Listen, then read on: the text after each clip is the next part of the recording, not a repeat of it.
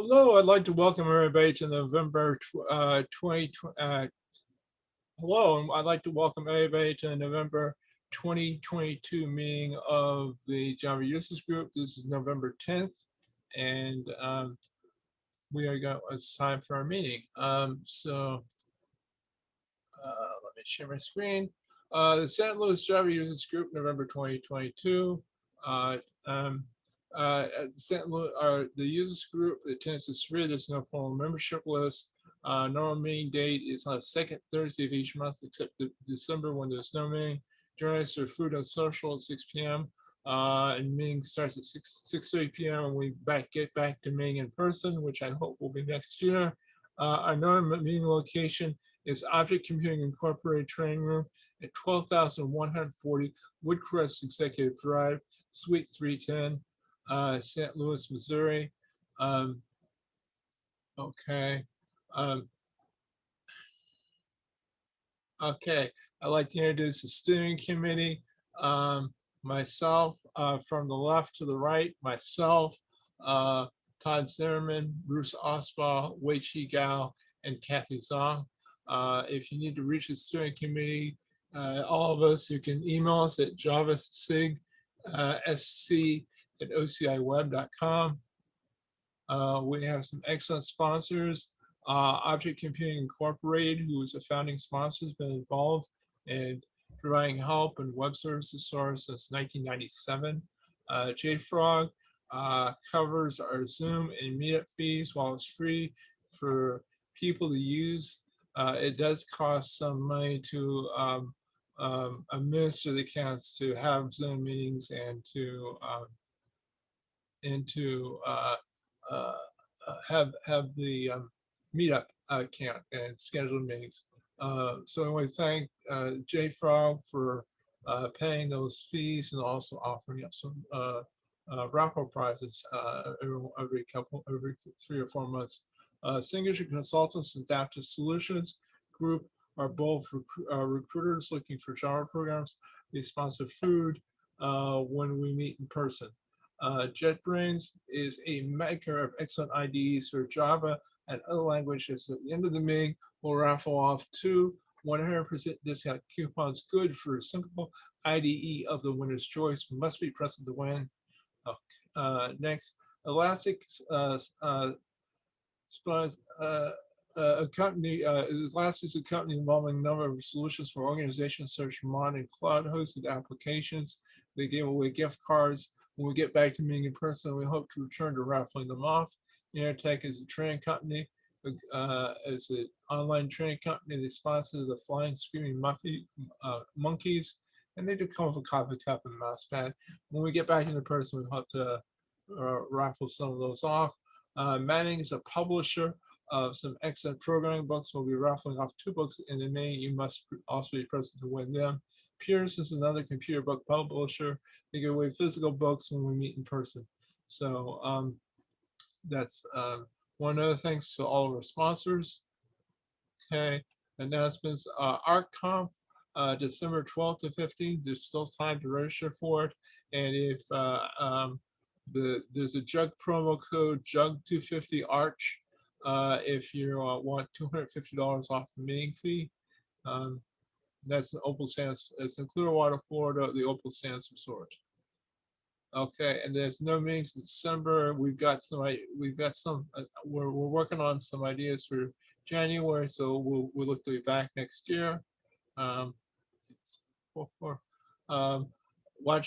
our meetup.com site for updates and presentation schedule.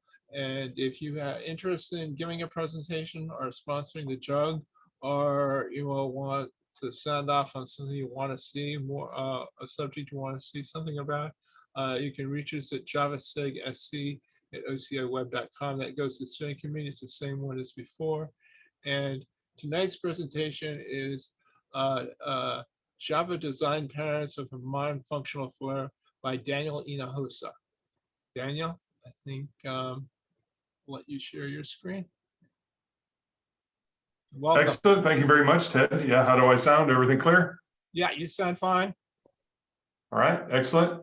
if you want to ask Daniel a question during the presentation, please raise your hand or put your question in the chat. I'll let Daniel take it from here. Thank you, Daniel. All right, cool, excellent. Thank you very much, Ted, and thanks everyone here for St. Louis. Just a little bit of information. I'm really a big fan, and I've never actually met Weiqi Gao yet, or at least maybe I have, but really big fan since the early 2000s. He was definitely one of the first to start blogging and to start creating some websites, and always was an inspiration to me. So glad to be here as well, and very excellent. So yeah, and we're going to be talking about design patterns in the modern Java age. Yeah, let's go ahead and get going.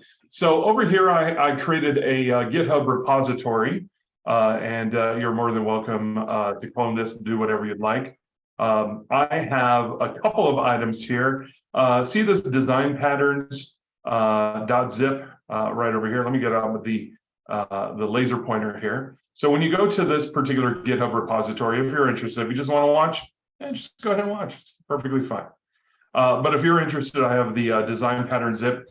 This is actually the material that I use for teaching classes. And so you're more than welcome to use this. In fact, I offer you a challenge. I dare you. I offer you a challenge. And that challenge is, do a brown bag at your work, either using the same material or using your own material based off of this. All good stuff. And again, kind of like, pay it forward sort of thing.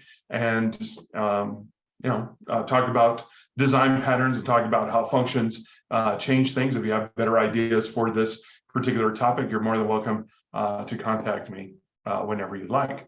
I have this presentation here. I have another presentation called Testing the Undesirable. There's going to be one particular design pattern that I am really aiming to make sure that I cover, and that has to do with testing the undesirable. Ooh, let me make a quick change here before you clone. Gateway jug. There we go, wrong place here. Gateway jug. Nothing like doing a presentation and making changes live. All right, there we go. All right, there we go. So my goals, are these. Hide complexity from users.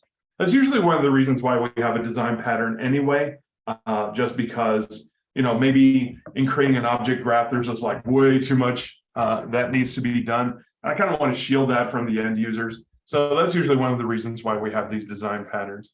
One of the other things about these design patterns is going to be TDD. Ooh, interesting. And test-driven development. I don't know what you think about TDD. I don't know if you think of it like, oh, this is a chore, or I love TDD. You'll either be in that one particular range. One of the things about these design patterns that we're going to be talking about, I think they're great for testing. -1, that would be the singleton. But for the most part, all these design patterns that we've usually talked about and used, they're all, highly testable. And that's one of the things I like about some of these design patterns. But one of the other goals that I'm going to be shifting towards, particularly in this particular presentation, is immutability.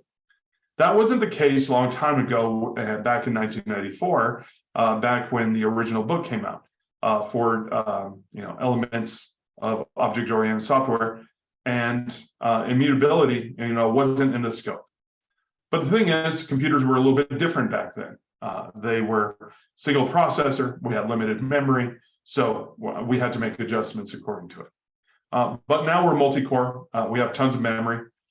Relatively inexpensive depending on what it is that you're getting. So we can afford that immutability now. Sorry, I couldn't get that word out.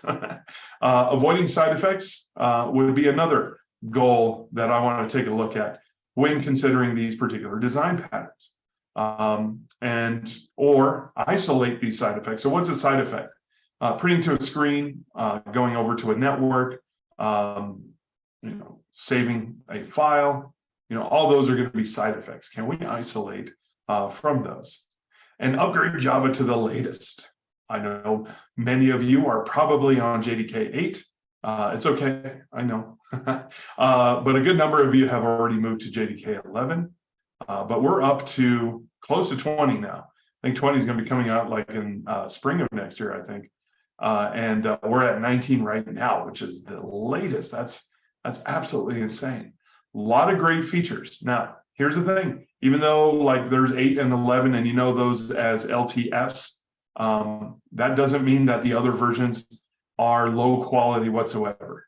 Each particular version is of a very high quality, the same that you expect for every release. And you can start to use some of these items for that particular version. But that's one of the things I want to do. Take a look at these classic design patterns and apply this to a lot of the new Java features that we have, or maybe some of the old Java features, but just a different way to look at it. So these are going to be my goals, maybe, on this particular hour and a half, but it's going to be based on your questions as well. So please put them up on the chat. Ted, everyone has access to the chat. Is that correct? That's correct. All right. Yeah. So if you want to do me a favor, audience, let's do this. What JDK version do you use at work? Just out of curiosity. I'm going to put that there up on the chat, and let's see where we're at. Oh. All right. Rishi says 11. Gadav 8. Micah 8. DJ Parks 11. Suresh 11. 8. Oh, there was a 1-6 there. When you 8. JDK 11. Ali 8. Wichi 8 and 11. Okay, excellent. All right, very cool. Okay, 8. Lots of 8s here. Look at that.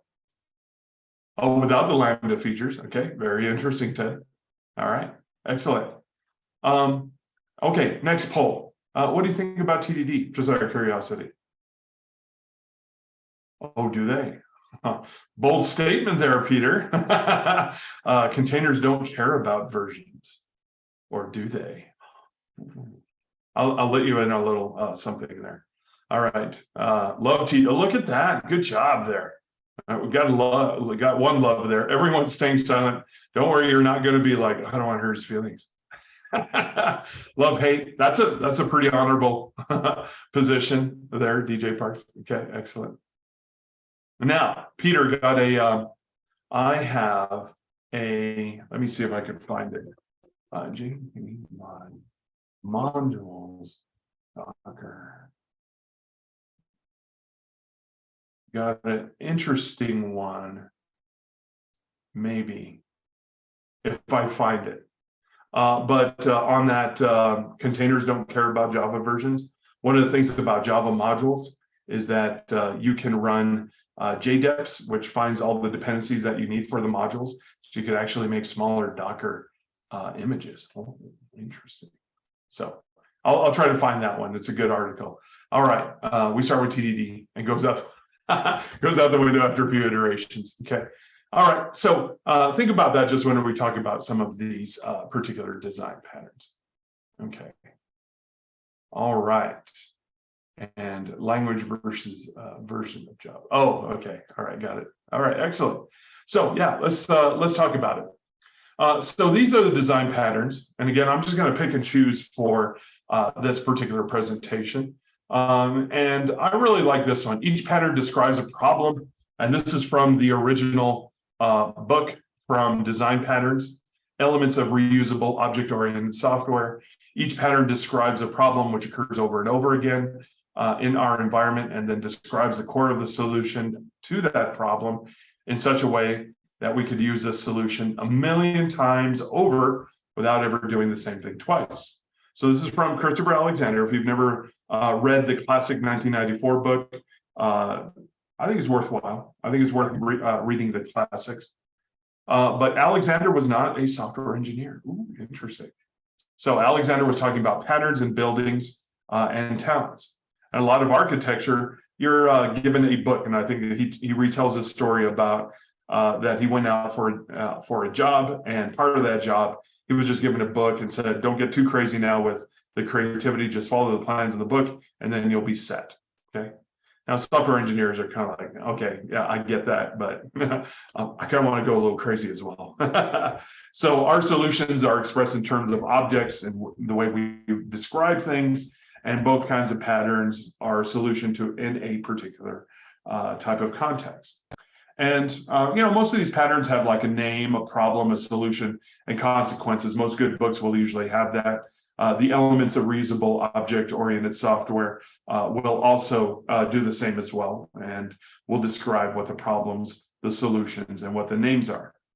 Now, one of the things about these particular design patterns is that we also have a name associated with it. Now, what makes things a little bit more difficult now is that not only do we have the name, we also have the history of the particular design pattern, and we also have a reinterpretation of that design pattern using a lot of new functional design, or at least functional items within our particular language. I love that, Peter. A solution without a problem is a problem. Okay, that's right. I love that one. That's a keeper there. All right, excellent. Yeah. So, and also consequences. Sometimes there's no perfect fit. Hey, I want to use this adapter pattern, but it's not. There may be some problems. So usually a lot of these will have a particular consequence. All right. Well, I'm not going to do a full 3-day class on this. But I usually discuss UML and software development techniques with test-driven development, because I think a lot of these patterns are very, very, connectable or usable through TDD. And I think that's one of the really great things that goes unappreciated when it comes to a lot of these particular design patterns, is that they can be fully test-driven developed. And then the other thing about test-driven development is that sometimes you get started with test-driven development, and then you start to see something. You start to see one of these particular patterns form. And then you go, look at that right there. I recognize this pattern, and now I have a little bit of sense of clarity as to how I am going towards it. Okay. UML is a language, yeah. And let me just do just a little bit here. For kind of like what that is. You've seen these before, I think, for UML, since you're having a discussion there on the chat. Yeah, like this is a class with attributes and methods, and all these little earmarked little pieces of paper here are notes that just describe things. We have relationships, like one-to-many relationships. We can list out static fields, interfaces, abstract classes. So here's an example of super types here. This is an interface, bracket. This represents the interface. Italics usually represents the abstract class. And the solid here represents the concrete class. And we could also have dependencies between these particular classes. Does one have like a brief, lightweight relationship with one another? Yeah, then we have a ... If we have a strong association between two classes, that's how we describe it. Are we an aggregation, like order to order items? Is that an aggregation? Or is it a composition where one object is composed of multiples? That would be a composition. And of course, inheritance is that superclass, right? This class is a extension of this class is a relationship of a super type, right? And UML allows us to draw diagrams so that way we could effectively communicate with one another. And that's why we have this. And it's a great way to describe what the pattern is. Because once you start to draw out these particular patterns, then what you can do is you can kind of see, oh, look at there. That's this pattern. So I can build off of that. Sorry, excuse me. So yeah, here's some use associations, aggregations, what all these are. So just some examples there. Coming over here just really quick on TDD, all of these are related. The UML, test-driven development, I think are very highly related in just about everything, particularly when we create our particular patterns. So here's one of the tweets that I saw. I see a lot of different tweets where they kind of like, I don't know, I shouldn't say bash, but they have a criticism on design patterns. I saw this one. And this one was code complexity and years of programming. And I disagreed with this one. It is super simple code. I don't even know what that means. to be honest with you. Yeah, sure, we could have simple, super simple code. Not everything Stack Overflow though, and you work on actually big projects. So, that could be interpretable in different ways. But OOP everywhere, I make it sound like a bad thing. I guess it could be. I guess you could overdo the function or the object thing. And yeah, we do have, more functional style now. So I guess there's maybe a little point there. But the design patterns, I've seen this a lot. It's like a reoccurring theme, which is why I created this talk. And that is, what's wrong with design patterns? Design patterns are great just because they're repeatable things that have occurred over and over again. And it's kind of like a general base solution that you can do. Like lately, I've been doing Sudoku. And do I enjoy patterns? Heck yeah, I do. There are patterns called hidden tuples, hidden triples, and all these different things that help me solve the puzzle quicker. Yeah, that's great. Thank you. I love that. Do I like design patterns for the same reason? Yeah, thank you. I love that. And then it talks about abstractions and interfaces. I might need this later. I'm not sure that's what abstractions and interfaces are all about. That's for dividing up work, right? If you have a DAO or a data access object that describes how you're going to interact with a database, that's an interface. That's just a contract. You don't have to overthink it. So a lot of this, I'm complaining about this on the upper curve here. I'm not sure I agree with that. And then it says, after years of programming, super simple code. So what did I think about this? Well, I disagreed with it. And what did I actually think about it? Dunning-Kruger. That I think what they were is like, oh, let's do super simple code. I get that. Like, it just seems like, wow, we were just given all this stuff, like the design patterns, the object-oriented code, and all that other stuff. And it just seems like a lot of work. Then you reach that peak, and you realize, wow, this programming is not as easy. It's not as I thought it would be. It's not hard either. Like, it's not the most difficult thing in the world, but it's not easy either. And so you start to realize, yeah, there's a lot involved. And I think many get discouraged, and then we go down over here, right? We always have, this energy to move forward really fast. And that's great. But, things become harder, particularly when your code base gets longer and when you have to interact with others. And I think that's what's happening here, is that they reached this and they were like, ugh, just give me back to that simple code and I'm happy again. But when you start to, work on large code bases, then I think here's what's going to happen. And then you're going to start to appreciate a lot of these design patterns all over again. Okay. So that's my soapbox talk. All right. Excellent. And so let's discuss some of these particular design patterns. I'm going to start with this one. I think this was an important one. And so one of the first labs I have people do for the design pattern training is create a programmer. Now let's take a look over here as to what that would look like. Now, here's the finished product, but maybe, let me just create just a quick super class here. I'm going to say programmer first edition, or I'll just write classic. There we go. Programmer classic, where given this particular programmer here, that I would have, maybe, the string first name, it's like the other one has string last name, and then I have the date of birth. Okay.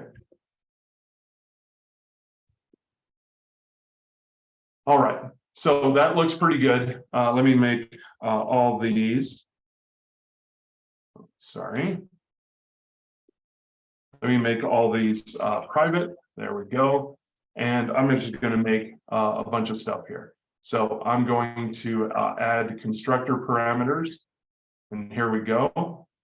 And I am just going to, I know what some of you are thinking, why doesn't this guy just use Lombok? No, I don't have any. I don't have any hatred towards Lombok, so to each their own. And so I'll go ahead and add this, choose field, and I'll just go ahead and go forward. All right. So here's like the before picture, where I have an equals hash code and toString. Okay. Voila. All right. So the question is then, how do I compute how old this programmer is? Now, again, one of the things I brought about this particular topic is I still want to do testing. And still, that's key here. I want to isolate side effects as well to make things a little bit more testable. Like testable is an actual real thing that I do care about. So how do I calculate, given this particular date of birth, how do I calculate how old, this programmer is? I would say that some of you, your first reaction is going to be, well, I probably would do this, where I would probably create a method, something like this, with, maybe get age. Maybe. Here's the other thing, though, everyone. Gets may not even be a thing anymore. How many of you, let me know in the chat, how many of you started using records? Okay, great. Thanks, everyone. All right. I thought I was hearing crickets. I'm like, huh. All right, we got one person. Yeah, records are absolutely great. But the thing about records is this. And here, let me come in over here. Let me create another terminal here. And yeah, many of you are saying not yet. But the thing about records is, I could have done an easy sample here where I could have just done public record. I don't even think I needed public here, where I could have done programmer, string, first name, string, last name, and local date, or I'll just do this since I didn't import it, local date, date of birth. And there it is, boom, nice. So if I create a particular programmer, I could instantiate that programmer here, and I could have done yarn, Strauss up. Let me do the first name. Let me do the last name. See, that's one of the great things about the record. Local date. I forgot what it is, so I'm going to make something up here really quick. 11/13. I think it was 1959 or so, not 1500s. Boy, the C++ is really old, isn't it? 1959 or something like that. I forgot what it is exactly. And oh, let me do Java time. Okay. Let's see. Oh, I was going the other way, wasn't I? 11. Wait. Oh, yeah, that's right. 11. I'll just do that. Wait, what is going on? Oh, is it year first? Yeah, sorry about that. I'm a professional programmer, everybody. There we go. Yeah, so, here it is. And now check this out. So here's a $4, which is called a scratch variable. And if I hit a tab here, I see first name, I see last name. Where's the get?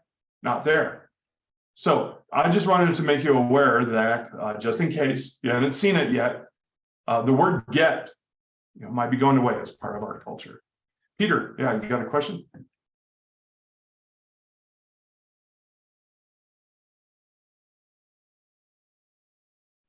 Or just hand raise? Can you hear me now? Can you hear me now? Sounds good. Yeah, okay. Go for it. You're getting close to it, but characterize between Pojo and record. You're talking about getting rid of get. Why is those 3 letters so important to you now? Because people are templating code, even in .NET and other languages, to do these things. And I know, but some people really want to know, like, post and get and these things to make sure that they understand what's going back and forth in, like, it's still a class, but it's still like something that is a complete understanding. And I know it's only 3 keys, but get is still there. Right. Yeah. But here's the other thing as well, and particularly when it comes, and thanks, Peter, for that question. But one of the things about these records and why things are going to change as well is that these records are also immutable as well. So whether it goes in or out will probably be a moot point anyway, because they're all coming out. Nothing is going back into it. And so that's how records are going to change things. And we're already kind of moving towards that kind of thought process when we do this kind of programming, is that everything is going to be immutable. And that's going to have some change as to how we do design patterns from here on out as well. So Excellent question. Yeah, and excellent, Ted. Thank you very much for that, which I have a test for. Now, coming back to this, the problem then is, how do I solve this? I would say that many developers would probably be doing something like this. Local date now, and then, finding the difference from this, whatever that is. And, or you could be doing like years. There it is. Let me import that. Chrono unit years. I know this one's kind of one of those hard ones that's really hard to do here, but we could have done like local date now, years between this, and then maybe whatever the date of birth is. Okay, and then we could get the amount of years that we get from it, and then return that. I probably would have to cast that, but it would likely be something like this if I wanted to use the Java datetime API. Okay, what's wrong with this though? Or duration. I think duration probably would work as well, but this one's years. Nice little static class. Boom, nice, James, nailed it. Not testable. You're like, man, who cares about testing? No, I'm just kidding. I think inevitably you do care about testing. But yeah, this is not testable. Why? Because this may work for this year. If I'm testing and I have a hard-coded test since Bjorn Strauss was born on December 30th, 1950, and this is a good candidate because everything's going to be wonderful until December 30th. And then it's going to start to break. And remember, your unit tests, if you have unit tests, they should be repeatable. So broken test, absolutely. So what do? I want the best of both worlds, right? And how do we go about it? So great, yeah, Ted has this one. That we could do the following. So we could have like overloaded methods to where we have this int age right over here, where we would bring in over here today's date. This is kind of like, it's not the hardest problem in the world, but it's still a hard problem because the other thing you want to think about is the design of like how this is supposed to work. And what are we burdening our users with? And here it comes again. What is the complexity that we're giving our end users? And is it complexity that they don't need? So one could argue, and again, there are lots of trade-offs for this, that for this particular call, when they get the age, it could very well be that this might be a burden on the end users to provide today's date. Kind of a tough situation here. But there are many different solutions that we could go. This is one of them. Yeah, add a overloaded function with that particular date. Another one could be we could create multiple constructors.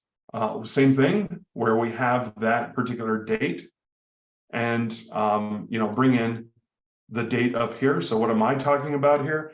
Maybe I could do, and again, just another one, that on this one, I have an alternate constructor here where I have local date, today's date in here. And then I could bring that in. One more question for you. I think it's an advantage right now when you're talking about records. If a record is immutable, isn't it a major benefit in multi-threaded programming?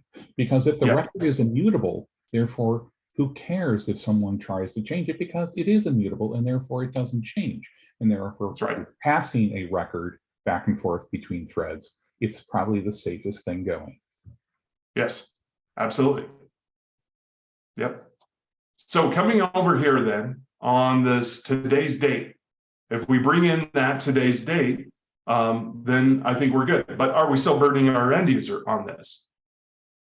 Okay, could very well be that we may end up burdening that.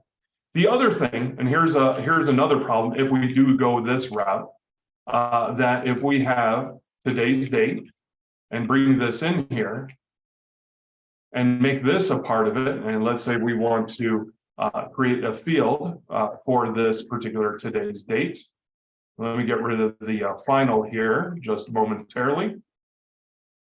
And so if I bring this in now in here, you know, maybe we could make a little bit of a stride for it. Let's call this one today's date. Okay, so we plug that in.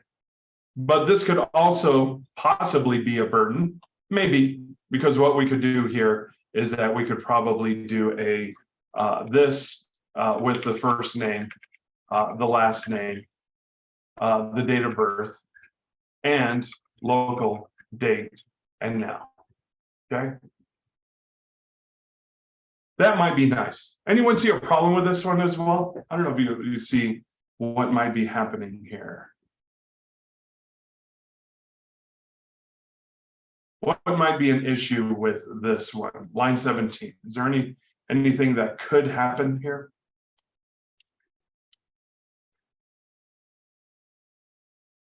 Could very well be that this object's life is going to extend beyond their birthday, right? With that particular local date now. I think this is a fairly nice solution here, you know, nonetheless, like if I create this object on December 28th, and this is somehow kept in memory up to this, you know, up till like Bjarne Strasso's birthday, and then all of a sudden it's December 31st. What is today's date? In other words, I'm creating this object on a particular date, and we are setting that date, and that's it. That date is set in stone, no matter how long this object lives.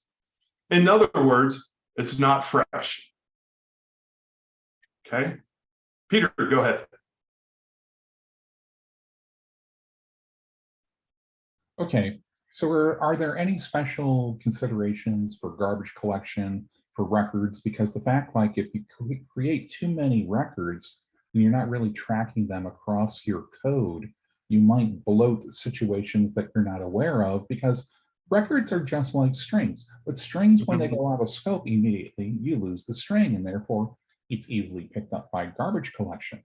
But you want to be efficient even with strings, and the same thing, I think you want to be efficient with records is my concern. Yeah, no problem. That's a great concern. One of the things that I've read up upon with Java is that one of the reasons why we are able to bring records into being is because Java has been very heavily optimized even further for it to do very quick garbage collection for things that, you know, I'm going to create an object that's very short-lived, and then that gets recollected back into garbage collection, and a lot more performant than it was in the past. But also there's, as far as collections, let's say you have a collection that's immutable. There are tricks. And so there are like immutable tricks that you can do with a list that has to deal with references. I probably don't have time to go that deep into it right now, but these are called immutable data structures, kind of like the way Git works, where you have references. And if you add something to a list, you're not necessarily deleting a collection in any way. You're just adding to it using some reference tricks along with it. So the combination of that and Java optimization, those aren't going to be as strong as concerns as they were in the past. Okay. What if the programmer we were trying to describe is already dead last year? Okay, that's a dark alley. Yeah. So yeah, would locale create issues? It could be. I wasn't thinking about locale, but yeah, you raise a good point. But one of the issues here is like, yeah, what happens if I have this cached? And I guess, you know, for Hrishikesh, as a statement there is that, you know, what if the unfortunate happens right before their birthday and I still have this object in memory?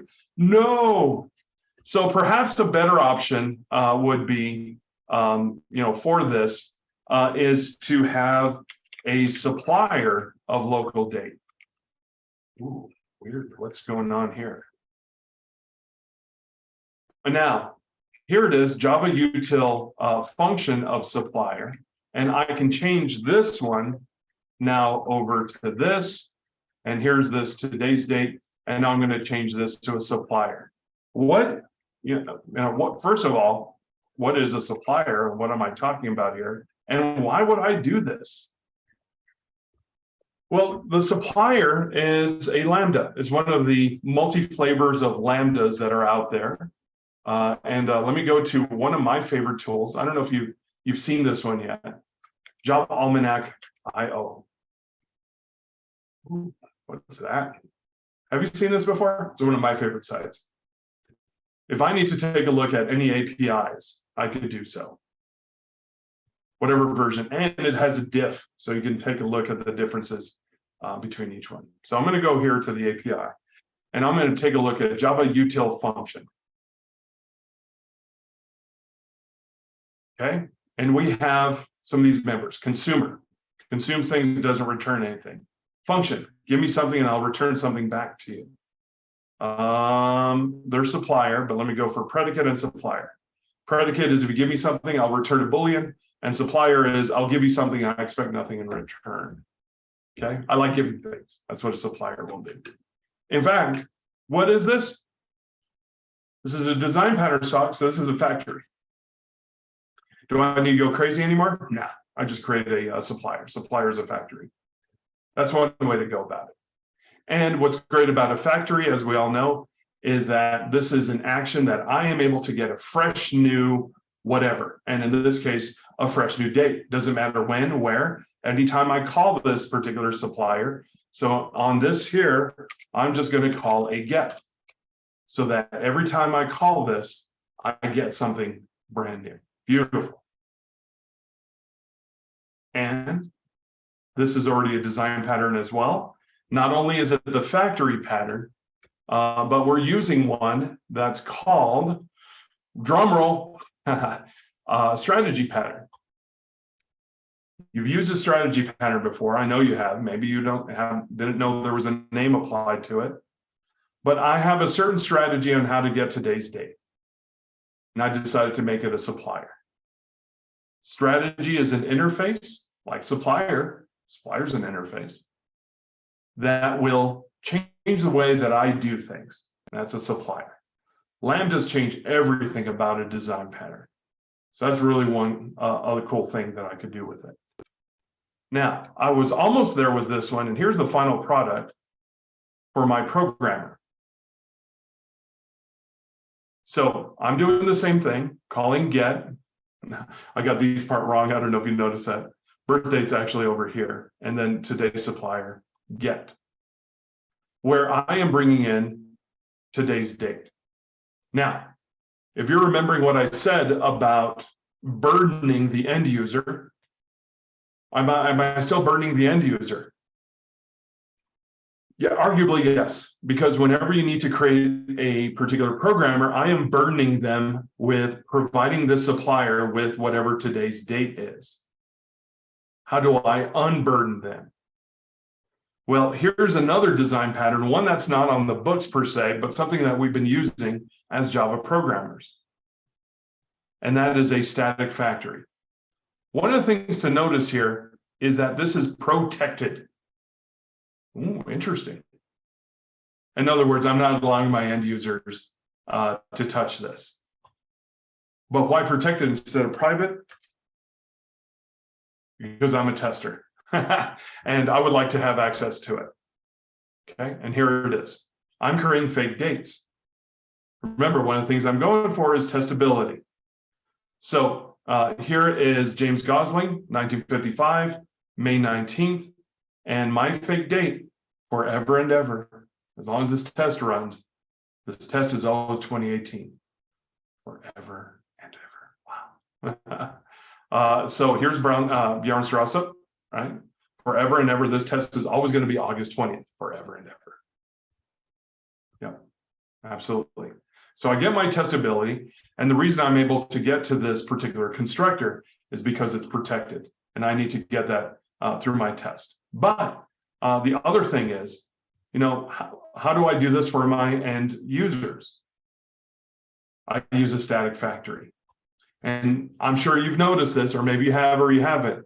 Have you noticed the word of being quite prevalent in Java now? They're everywhere, like local date of. stream of. I think there's a paths of in Java NIO. There's of a lot more now. Can anyone name some other ofs in Java that you've seen? I've seen stream of, local date of, local date time of. Probably seen a lot more now. Oh yeah, absolutely, Ted. Yeah, list of, right? Later versions of Java have this, list of.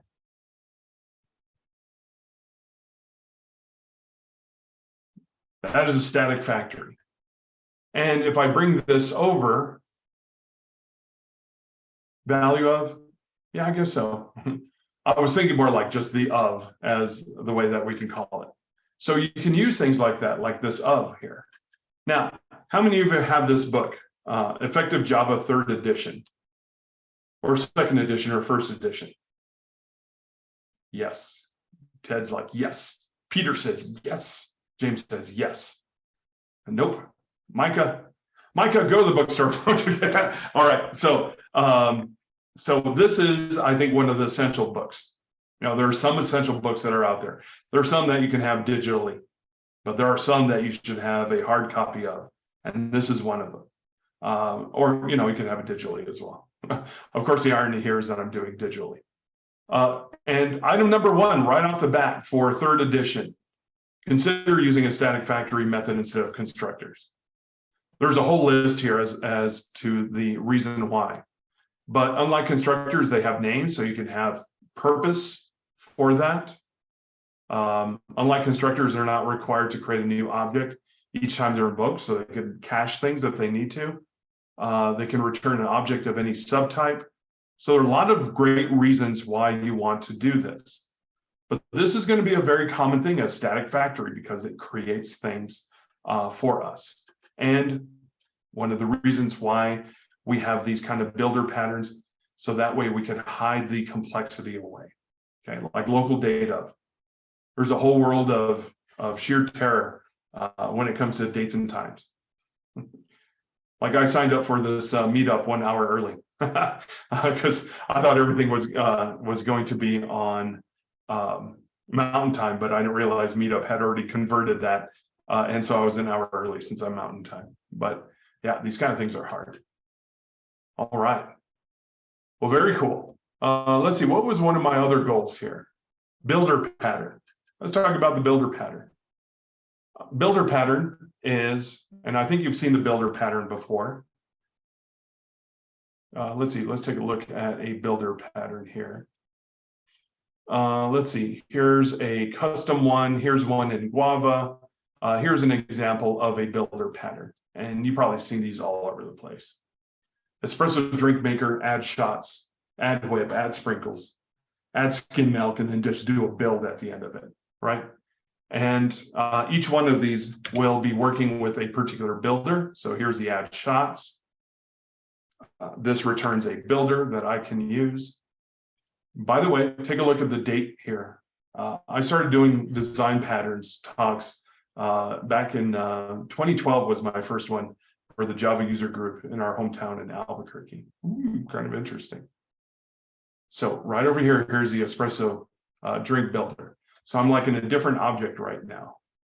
And all I'm doing is just adding the components. What's really great about the design pattern is that I can just add whatever kind of components that I want. So add skim milk, set decaf, you know, whatever it is I need, and then finally I'll do a build. Okay. This is the classic pattern, still holds, and that's the thing I wanted to mention here. Still holds. Some of the new things that you can have with it though is Lombok. I don't love nor hate it. I don't know that deeply, and I don't use it that much to have any kind of strong opinion. Let me know in the chat. What's your opinion on Lombok? Love it, hate it, nothing. James has love it, love it. Look at these loves here. Wow, love. Oh. It's nice that everyone's expressing their love on a Zoom chat. That's great. Anybody else have any opinions on Project Lombok? Okay, we finally got one. Yeah, sorry. All right, excellent. So one of the things about Builder is this. and it recognizes what the builder pattern is. But one of the, seems like a cool thing is that you can do an @builder on this, and it would take care of all the wiring for you. Some people love it, some people hate it, to each their own, okay? And for each project, to each their own. Okay, oh, interesting, Wendy. All right, excellent. So they make things better. Now, a friend of mine, James Ward, absolutely loathes, not Lombok. I don't know how he feels about Lombok, but he loathes the factory pattern. I think it's great. One of my counter arguments on that builder pattern is the following. Builder patterns are there where you least expect it. And here we go. I consider this, and you can have a disagreement with me. I consider this somewhere in here a builder pattern. Oh, interesting. So I'm going to do a stream. I'm going to do a map where I'm going to take each one and I'm going to add 3 to it. And then I'm going to do a filter. And what I'm going to do is I'm going to filter each one and get all the odd numbers out of it. All right, if I hit enter right now, many of you already know this. Is it going to run my stream, yes or no? No, no. All right, look at this. Look at this confidence here. This is a confident group. They're like, no. Heck no, that's not running at all. What's going on here? Right? Actually, you know what's going on. You're using a terminal operation. Wasn't that the builder pattern? Right? Builder pattern is I start something off, I make some sort of call where I get some kind of special object out of it called the builder. Well, that's what this reference pipeline is, where I can just continually call map, filter, and get all these other things as part of it. Until at the very end, I call, some sort of terminal operation at the end. Then that finally invokes things, which is kind of like the build, okay? And I'm not saying it's exactly the builder pattern, but you see these elsewhere. And if you're doing functional programming, I think there's like a little bit of a hidden builder pattern there, okay? Okay. All right, well, builder pattern is here to stay. I don't think that's ever going to change. It may look different, it may feel different, may be engineered differently. Now, I think one of the big differences between this and like the classic builder pattern would be the immutability portion of this. In that there's a lot of mutability in the classic design pattern. But as far as this list, I don't know what goes on behind the scenes, but it could very well be that, for each chain link that we have here, that they're just creating another object until you get what you need towards the end. Could very well be. I haven't taken that deep a look in here, but certainly building something and making it easy for us and keeping away that large amount of complexity. Let's see. Rishikesh, what pattern would you use if you wish to add sugar to the coffee?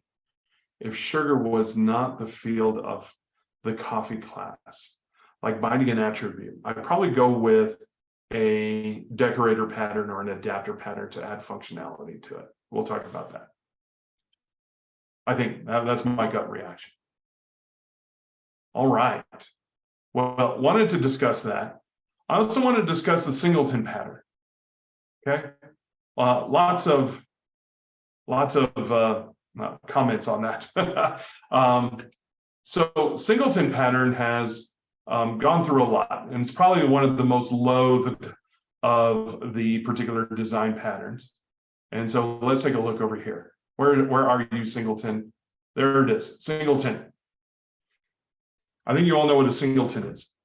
Wichigawa is here, and I know Wichi was very well in the community when this happened, and could probably maybe attest to this or maybe not. I don't know what was happening around Wichi around this time, but around early 2000s, there was this crazy thing happening where everyone was creating singletons for just about everything, especially when they didn't need it. It was singleton this, singleton that. Like it was the craze at the time. And people were creating singletons until they realized I need a different instance, and I locked myself in. Well, there you go. So then afterwards, singleton was like, okay, maybe we don't always want to do this. But singletons have its purpose, and that they just create one object. That's the goal here. But how we go about this certainly brings up a lot of different kinds of disadvantages. Abuse, difficult for unit testing. This is one of the patterns that just is absolutely hard to unit test, often unnecessary, particularly in dependency injection frameworks. If you're already using Spring or you're already using Juice, you just label it as a singleton. That's it, you're done. Okay. You got your singleton. No control over who accesses the object. Once you go singleton, it's tough to change, particularly if you use this old classic design pattern. You could expose threading issues if you don't do it right. Now, this one's not a problem. This one's called an eager singleton, where you instantiate the object right away, and then you just get an instance for it. I mean, it's already there, so you're just returning that instance. But if it's lazy, you have to go about something like this. This should say double equals here. But if the instance is null, then I can create a wrong lazy singleton. But what do I have here? I have a race condition issue. If two threads are going to be attacking this get instance, one slightly faster than the other, then there could very well be that I'm going to be at a particular moment where I'll end up with two instances. So one of the right things to do would be a static, but there are different kinds of locks that we have now. So maybe, maybe not even using a synchronized would be it. So there's a lot of actual work that goes into using a singleton, particularly when you have multiple threads. What's the new way to go about it? An enum of one. Ooh, what is this? This is a singleton. The JVM takes care of it. Isn't this amazing? So you create an enum for whatever singleton you want. You have an instance, and if you're thinking, well, I need some properties, go ahead, go for it. Remember, you could create methods.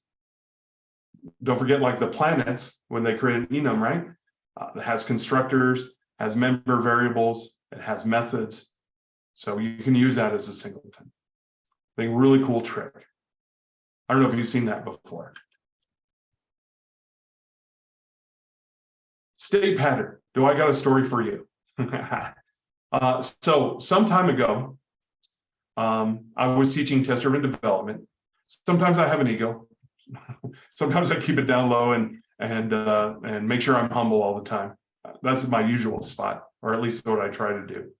Sometimes my ego just like goes ahead of me and then starts making a fool of myself.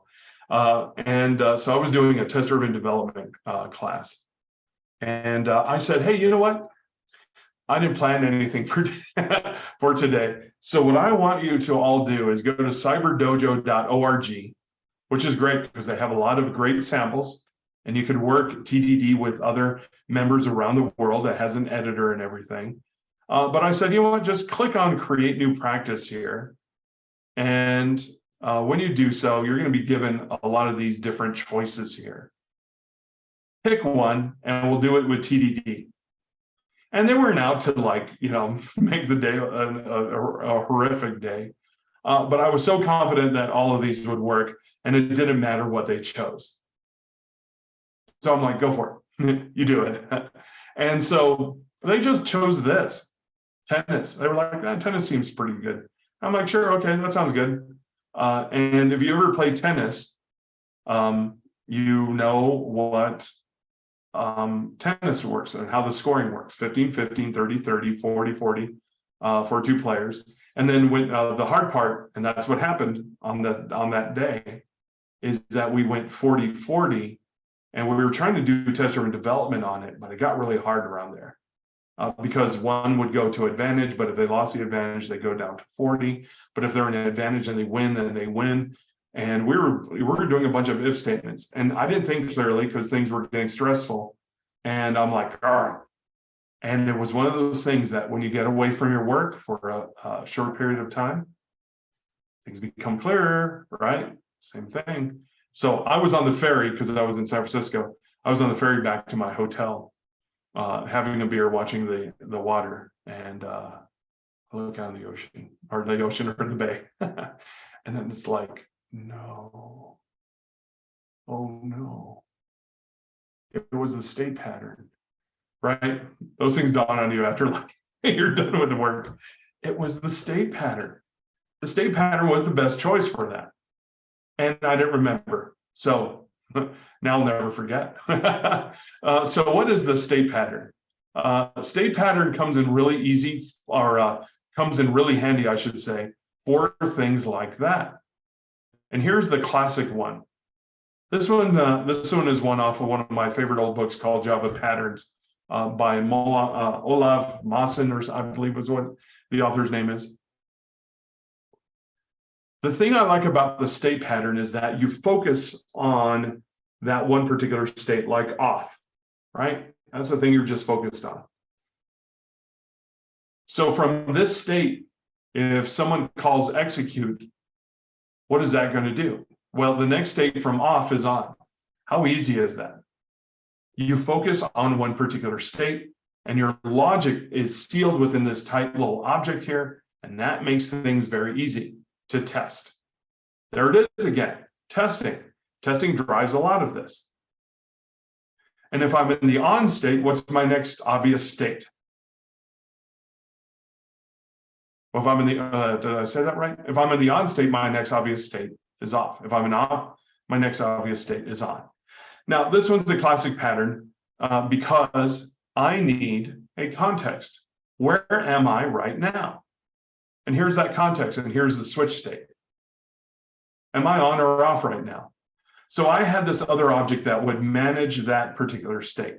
Not mutable, because I have like the setter here, and I can say this switch state. So if I'm on, then I'll switch to off, or if I'm off, then I'll switch to on. So not necessarily immutable. A lot of these older patterns didn't have immutability in regards to it. So, that's the state pattern. And here I have a factory here to create everything together. The off state, the on state, the initial context, so that way I can get my whole system running. This was the classic one.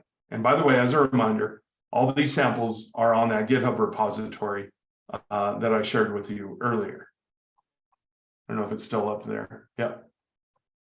It's still up there. If you came in a little bit later, Ted, I don't know if anyone here has time, copy that GitHub for me if you don't mind, and post it again. That's where all this code is, just in case you were wondering. So I was thinking, thank you very much, Ted. I was thinking, is there like a nice little functional thing? And here's the other thing. I suffered all this time about tennis, and I was thinking, it would be great to do the state pattern with tennis and do it in a functional way. Let's take a look here. And here it is. If I'm at 15, and what I'm doing here is I'm using a lot of cool things. One of them is I'm using records. I'm implementing from score, which is an interface here. And I'm using sealed. This is all new Java goodness here. So not only am I using a new state pattern, what I'm doing here is I'm using sealed, which is kind of like an enum, but an enum where the constructors for each one are going to be a little bit different. It's the way I kind of think about it. Advantage 15, 40, loss, love. And the idea behind this kind of state pattern is, for example, if I'm at 40, and if I win or lose, I return, where do I go? So if I'm at 40 and I lose, I'm still at 40. My focus here is at 40. But if I win and my opponent's score is 1, then I just stay where I'm at.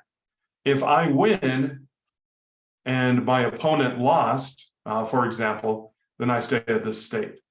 But where things get a little bit interesting is that if my opponent is an advantage, then I'm going to stay where I'm at. But if my opponent is at 40, right? I'm taking a look at the other side here. If my opponent is at 40, then I go to advantage. And what I'm doing here is I'm doing not only sealed and in records, but I'm using pattern matching for this, where I am matching what does my opponent look like right now.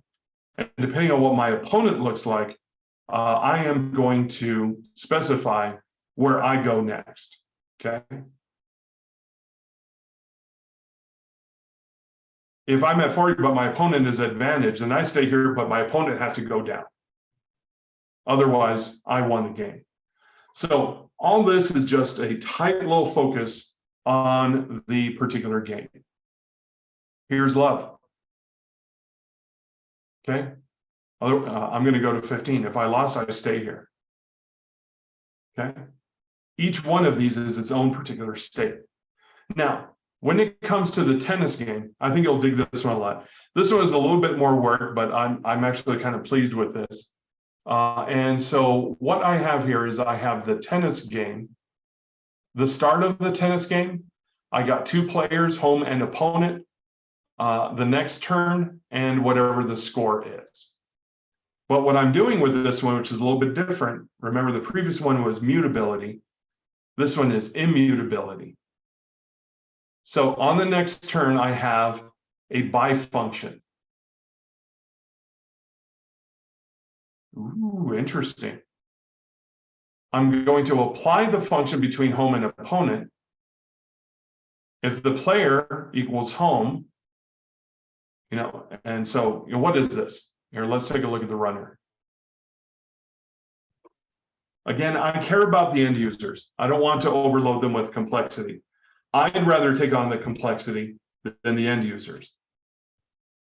And let's take a look over here. I have this start here between Salvador and Rafael. And I have this tennis game where I have, okay, this turn between Salvador and Rafael, I'm going to say Rafael's the winner. Isn't this cool?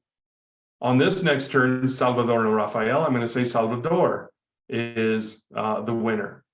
At this particular junction right now, for the tied, I should have a tied score because both Sal and Rafael have scored. But check this out, since this is immutable, what can I do? I can create these wonderful chains like this. Like I could say, okay, I want to take this state, everything's immutable, so everything holds that state. And I'm going to say next turn, next turn, next turn. And all I'm doing here is between 2 players, the user gets to decide which player is the one that's going to win, at least for that round. And I can break anything up here and take a look at the state of that particular game, because the state is no longer a mutable variable, but just the chain of events. This is not exactly the same, but it's in the same spirit as what's called the state monad in functional programming, in that for each kind of like transaction that we see here, we're changing what that state looks like without mutability. Just every link, every next turn that we do, we're just carrying on the state of that game, until we're done with that game and we can get the score. So I have 2 print lines here. One is the score after we're tied, and then the result game, which is this reference over here. All this is just a game of references that we're doing here. And here it is. So on that first one, when we were tied, what was the score? Salvador was 15 and Rafael was 15. At the end of the game, Salvador was 30 and Rafael won. And all because each one of those scores, I just have a little encapsulation of what it means 15 is, and what happens when I win, and what the opponent has, and how I wish to progress onward. New Java makes everything extra wonderful with pattern matching, with sealed, and all that good stuff. Okay. Strategy pattern. I kind of showed you a strategy pattern, but we have strategy patterns all over the place. So here's another example.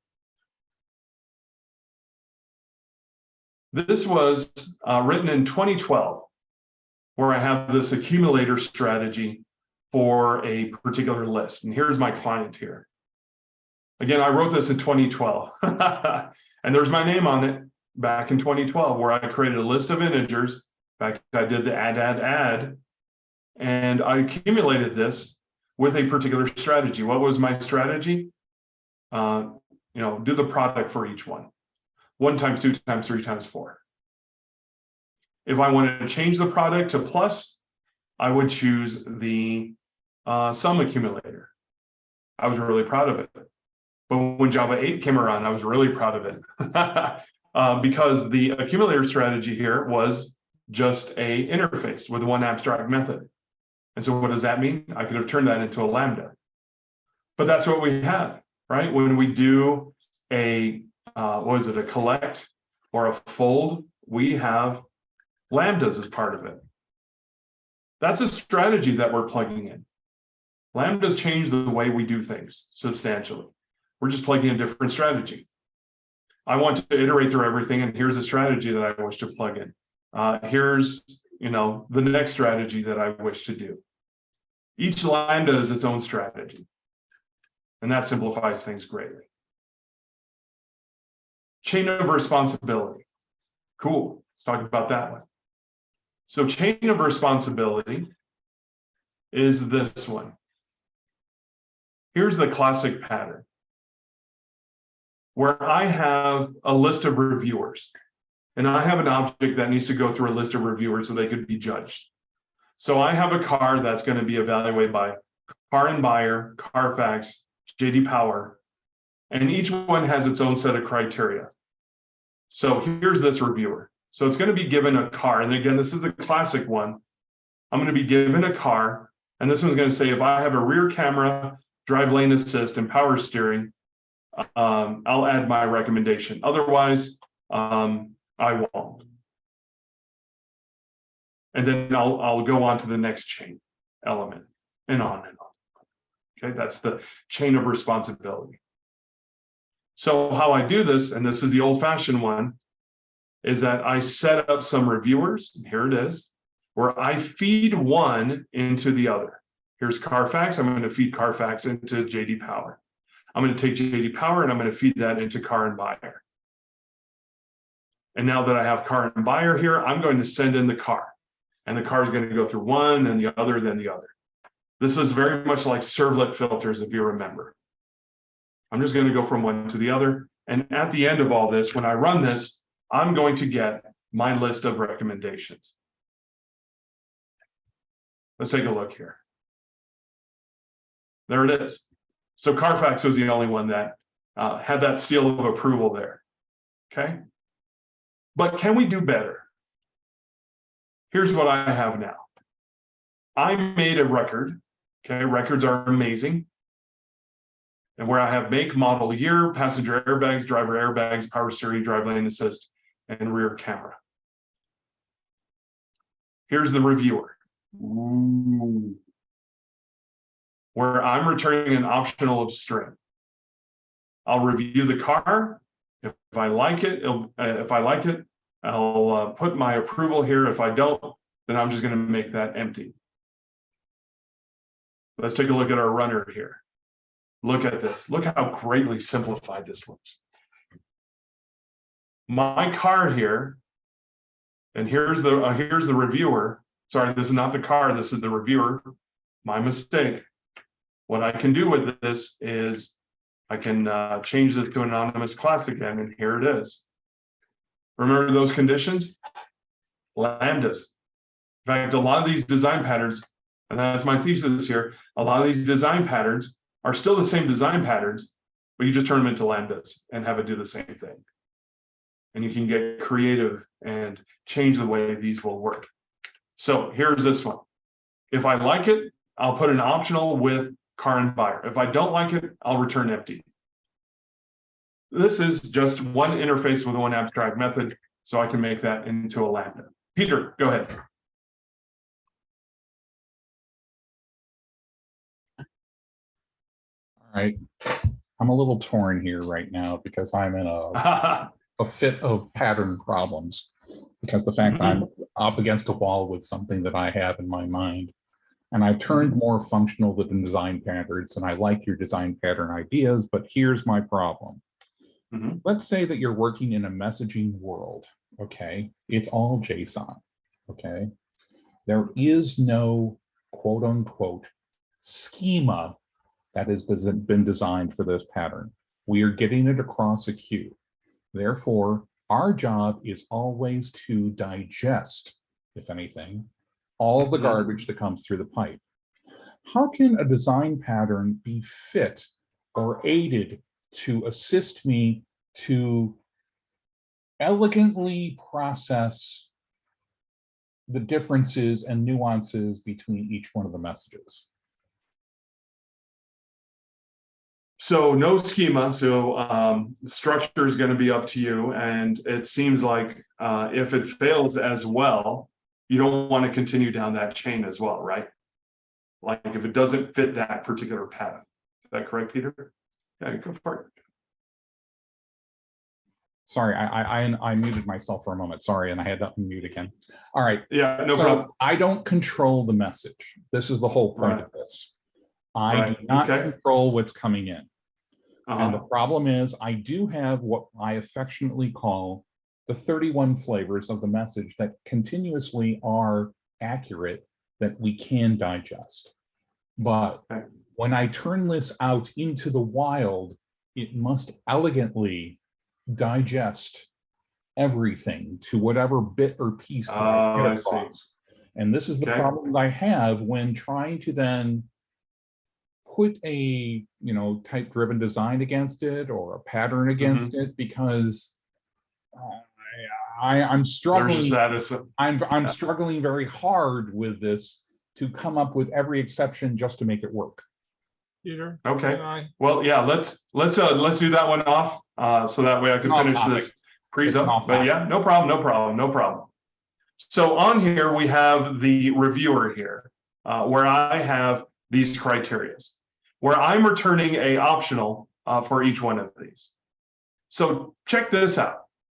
So on this one, what I have here is I have a stream of those judgments. And I'm going to create a car, Honda Accord 2011, on whether I have these particular features or not. If you've not mastered the flat map quite yet, one of the things that will happen here is that I can have a flat map where I will get each reviewer and I will review the car. Now, remember that when I take a look at this, and if I take a look at the type info here, at this point right now, this is an optional of string. Now, there's this one handy method here that is called .stream, and this turns into a stream. And either a stream empty or a stream with the element or the approver. Here's the magic here. The magic between whether a stream is empty or not and flat map is a very powerful combination. And so what I'm going to do is I'm going to go ahead and run this. And what happens here is that if I have stream, if I have a case of streams and either one of those is empty, crushed. They get crushed. So in other words, if I don't have the approval here and it's empty, that gets crushed. The only things that I'm left with are these ones here, the ones that I need. So very awesome in the way that works. Okay. All right. Now, I usually don't have time for the visitor pattern, but let me talk about these two as my final. Adapter and decorator. Those are not really changing all that much, but they're so important to everyday life. Okay. You could add a function to it. And so, for example, here's a adapter classic pattern where I just have this, where you have a delegate like this Celsius thermometer that you're bringing in, and you're setting that. So Celsius, I want to convert, right? Just like an electric converter or any other kind of converter.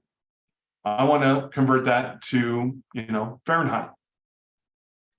So I'm going to have my formula in here. Always useful, and that's never going to change from 1994 till today. That's still the same. Okay. You could, change this to a lambda, but the foundation is still the same here, where I have kind of essentially like a lambda within a lambda. Let me break this out into a class. Here's a function where the function is I want to convert this from a Celsius to a Fahrenheit. And here's the apply. Now this one over here is also a function as well. Well, it's kind of a function here. This is the Fahrenheit thermometer. I'm just creating that into a function since this one right here is the thermometer just has this here, and I'm just converting that. So it makes for like a nice little chain of a function there. So you can do that with a function. You don't have to actually create the classes, but the foundation is still the same with the adapter. Okay, but that's what the adapter is. You take one object, you feed it in there. Now, someone was asking the question about how to change things and how to add things to it. Adapter could do that, but adapter kind of has like a little bit of a conversion with it. The 1-2 punch, decorator. Decorator can add functionality. Adapter can, but I think the decorator will truly win out. So let's take a look at the decorator pattern. Here's the silly one called Sunday, right? But with this Sunday, you want to add other things to it. Like, you know, I want to add fudge to it. Get me the Sunday that's already been created, and I want to add fudge to it. So I'm adding some attributes to it.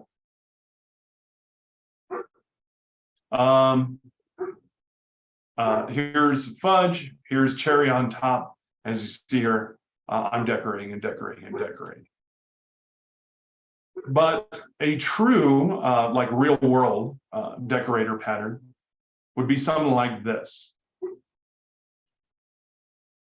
where you have a service that uses the data access object. And this data access object can be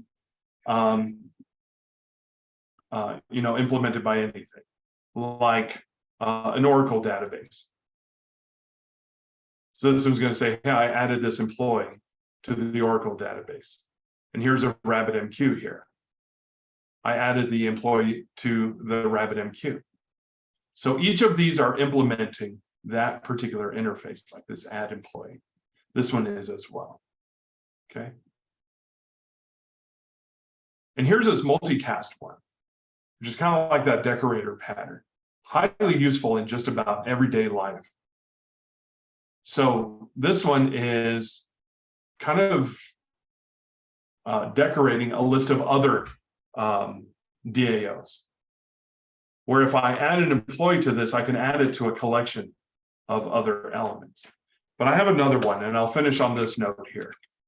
Let me bring up that testing the undesirable and why I brought that up.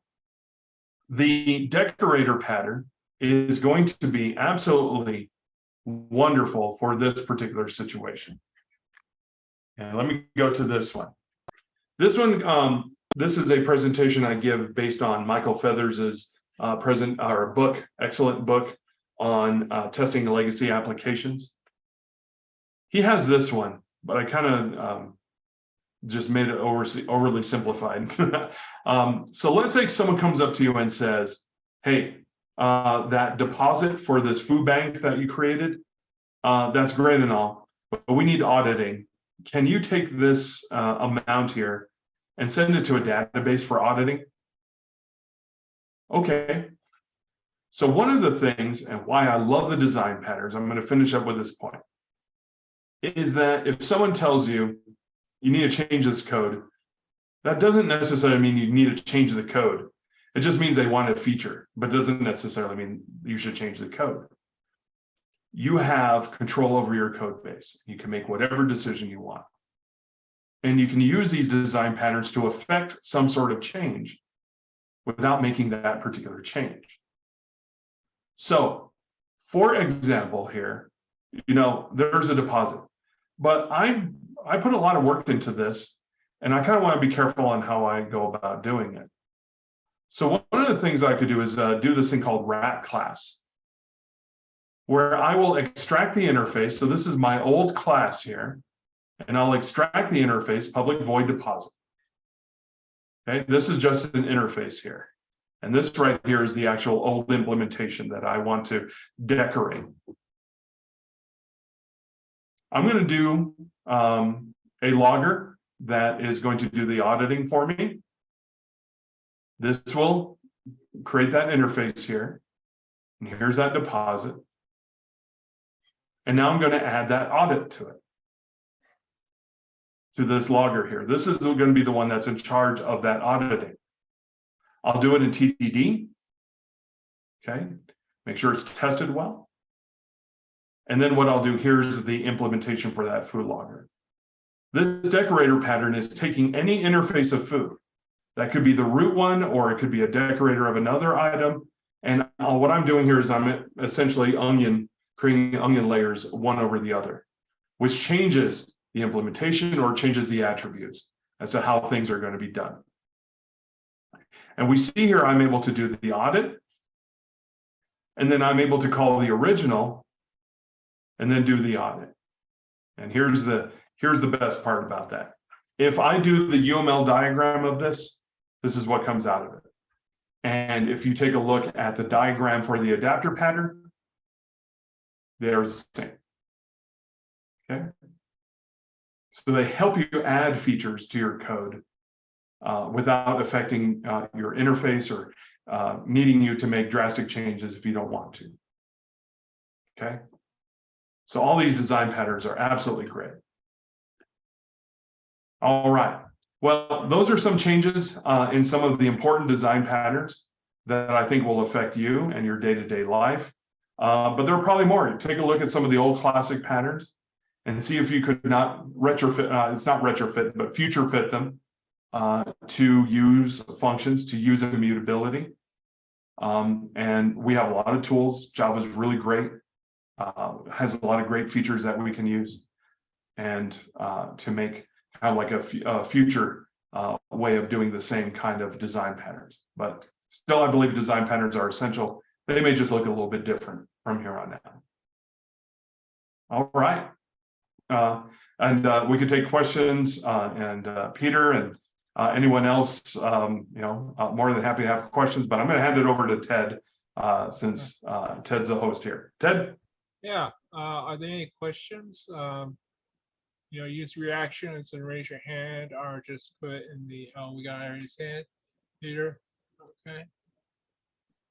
Okay, just following up. Yes, I like the thought of what Ted said about the chain of command pattern, and we try to do this, but the problem is like when I'm trying to think of these things, and I've been trying to find a more elegant way to do this for messaging, because the size of the JSON message in terms of the design of the message, it's not an iterative object in it. It's a very detailed object.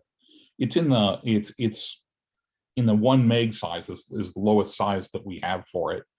And I'm trying to find, is there ways to tackle this to try to come up with some systematic way to look at messaging in what you've seen in the patterns that you've actually discussed? Okay. So you have like a 1 megabyte JSON. Yeah. JSON, but you don't need, and you don't need all the information. You just need like a snippet of it. Nope. I actually need have to deal with all of it. That's the problem. This is the ugly elephant in the room that we keep on trying to tell the customer. Yes, and if anything, what we're doing is we're repairing parts of it. Yeah. So, as an example, if they send over like a numerical section, there's 4 objects supposed to be in there. Let's say they're all missing. Instead of actually putting it at 0 or sending a null, we actually put -99 in every one of the objects to make sure that it is known, it is not valid, we're manufacturing the data. And it's kind of an ugly way of dealing with it, but that's kind of the kludge that we're trying to not do and trying to get around, and just some thoughts would be good. Yeah, I don't, nothing's coming to me, so we'll trade some emails.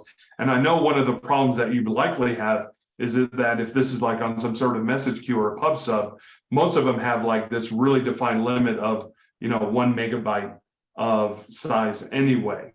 But if this is all within the JVM, you do have some, memory issues on there. Yeah, you certainly have a tough problem. I don't know if I could come up with it as part of this meeting here. But yeah, let me stew over that, because usually my power comes when I get off my chair and I think about a particular problem. Well, yeah, if you just think about it. Yeah, Any, no problem, any kind of thoughts, I'll be welcome to take, believe me. Yeah, no Because problem. Yeah, I'll think about it and I'll write you I've been on doing this that. now for 4 months, and we have to turn this into production by the end of the year. And we're close. Oh, this year?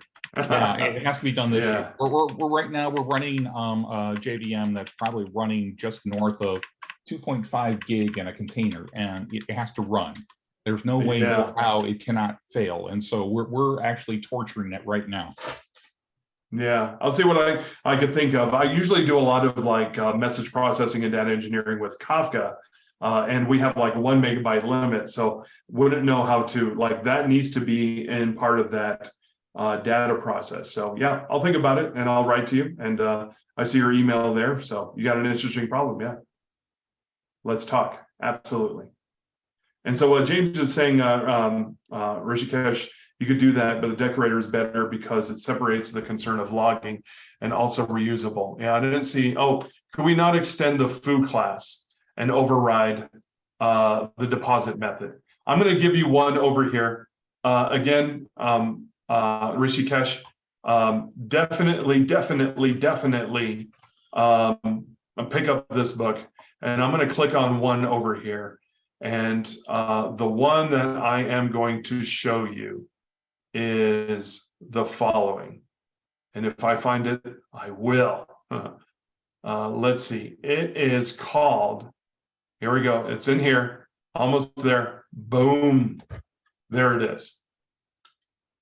So learn this one and ingest that in, take it all in. I'm going to say this is more of a commandment. This is even surpasses a law.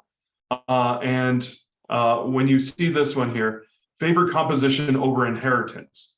So when you say you wanted to extend the foo class, like that foo class is kind of like an account. And we could do like, you could argue that is a relationship still. But it also has logging into it. And so I agree also with what James had mentioned here. But one of the items here is favor composition over inheritance.